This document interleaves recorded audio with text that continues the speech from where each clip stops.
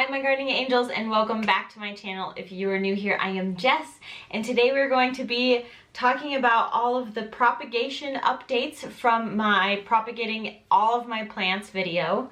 If you have not already checked that one out, I will be including that down below in the description box, so you can go watch that. I pretty much just went and took a cutting or a leaf or some sort of separation from every single plant that I own, and decided to just grow my collection substantially. And so I wanted to show you the results here, and then we're going to just be kind of potting up everything. I wanted to kind of just show you how different everything is and point out a few different things, and kind of go from there. So if you have not already, go ahead and click that subscribe button down below so you don't miss any future videos. I'm going to be harvesting all of the little babies that are growing on all of the leftover stems here shortly and posting a video about that, so you won't want to miss that. And if you like this video, please go ahead and click a big thumbs up before you leave. So let's jump into it. Alrighty, so first up, let's talk about the snake plant. Let me grab the mom real quick. Okay, so this is not the mother, but this is a propagation from the plant, and then in this little jar is where I had my two propagating stems. So essentially what I did in that video is I just took a cut from one of the main leaves and put it in some water, and I wanted to kind of show you the results. So it's a little weird, but one did nothing, and it kind of got this iridescent, like it lost a lot of its color. And then same with the other one, but this one, let's see if I can get it to show you, grew some roots, which is kind of cool. So this one worked, this one didn't. It was kind of 50-50. I don't know if it's because it was also cut on the top, because this one I cut in half to make these two pieces, but I'm really happy that this part worked. And so I'm actually just going to be kind of sticking this guy in some soil here. The soil is already damp, which is what you want when you're transferring from water propagation. I like water propagation with houseplants, but I don't like it with succulents, just because succulents I feel like don't handle the transition well, in my experience. So there we go, all potted up, and then I'm honestly just gonna kind of throw this little guy away. It's been a while. And so I don't think he's going to be doing anything anytime soon. So then the next little batch that I have here are, let's see, we have a Monstera Deliciosa cutting, which has real good roots, as you can see there. The node produced roots perfectly. There was actually even a little bonus node, which you can barely see right in this crack, and it actually started producing some roots there. So I'm going to be just planting this back into my main Monstera plant. I won't necessarily show you guys. I'm pretty much just going to be digging a little hole, gently placing this in there, and lightly positioning the soil around it. And it's helpful that the water, or that the soil is slightly damp, to help with the transition process. So we'll put him back in there for now. Then this here is my Monstera Adansonii cutting, and you can see that there's a really nice healthy root there as well. I'm also going to be placing this back in my Adansonii planter. I like my planters to be really filled. I also don't really have a specific planter that I want to put it in right now, so if I ever want to split my plant later, I can come and just pull out some of these cuttings, but it'll be really happy back with the rest of them. And then we have a neon pothos cutting, and these ones just have some little tiny roots. Nothing too major right now, but they're there. And then these two, I wanted to show you because they're kind of a little bit of a miss. Let's see.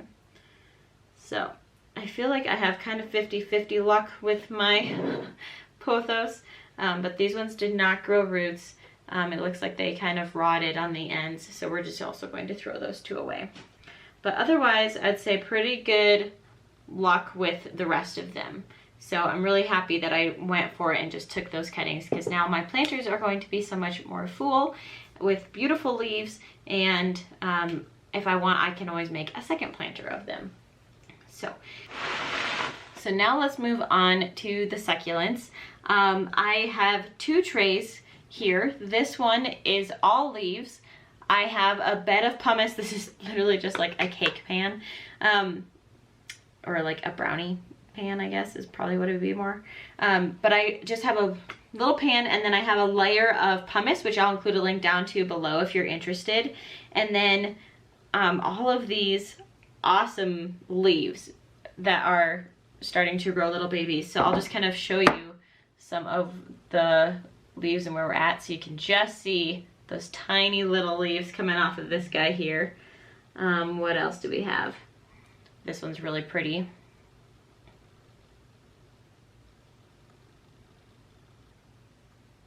I think it focused. Isn't that beautiful? And then I think this one, is this succulent here. So that's really exciting. I've never been able to get this one to propagate before. And then we have, I believe this one's like the lipstick plant. And then, oh, what else do we have in here? We have so many fun things. There's a little Kalanchoe panda. Oh, we're not focusing at all on him. Come on. There's my little Kalanchoe panda. Isn't that cute? And I'll just show you one more, if I can find one worthy. Okay, so here is a Graptopetellum superbum, but he's kind of cute. So anyway, nice big tray of leaf starts. This was very successful. I had them under my grow lights for 8 hours a day, and on this bed of pumice, and I have not watered them once, and it's probably been at least 2.5 months.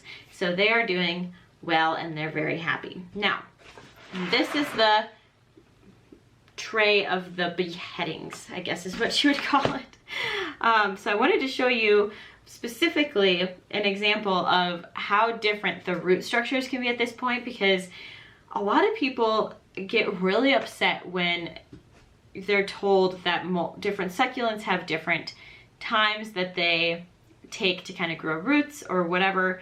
And I wanted to give you guys great examples of this, because we have leaves in here that just have roots and not a single leaf growing on them. And then we also have ones where there are beautiful leaves growing on them and like no roots whatsoever.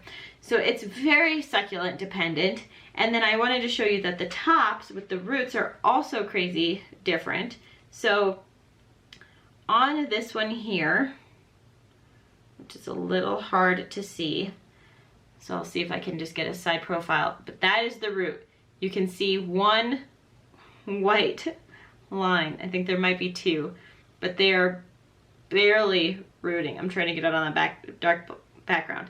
So this one has almost no roots whatsoever.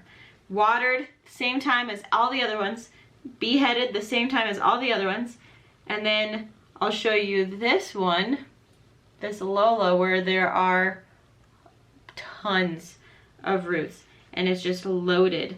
Or like this guy where he's gathered all of the pumice because of how many roots there are on him.